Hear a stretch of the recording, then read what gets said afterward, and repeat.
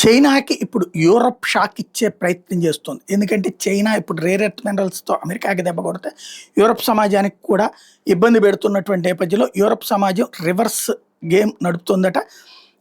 ఏదైతే mandatory technology transfer అంటే చైనాకి సంబంధించినటువంటి కంపెనీలు యూరప్ దేశాల్లో ఏవైతే పెడతారో, అది కార్ల కంపెనీలా, టూ వీలర్స్ కంపెనీలా, లేకపోతే ఏ కంపెనీనైనా పెడతారో, అక్కడ ఆ కంపెనీ పెట్టాలి అంటే అక్కడ ఉన్నటువంటి స్థానిక కంపెనీలతో టై అప్ అవ్వాలి. ఎందుకంటే ఇప్పుడు ఫర్ ఎగ్జాంపుల్ మనకే ఉంది. అమెరికా రష్యాకి సంబంధించినటువంటి మిగ్గులు, సుఖోయిలో ప్రాబ్లమ్ ఏంటి? రిపేర్ చేయాలంటే వాళ్ళే రావాలి. ఇప్పుడు అందుకనినే మన దేశంలో తయారు చేసి మనకి టెక్నాలజీ ట్రాన్స్‌ఫర్ అంటాం. రఫేల్‌కి అదే ముందే చెప్పాము ఇక్కడ. రేపు పొద్దున్న రఫేల్‌కి సంబంధించి అట్లాంటి ప్లానే చేస్తున్నాం.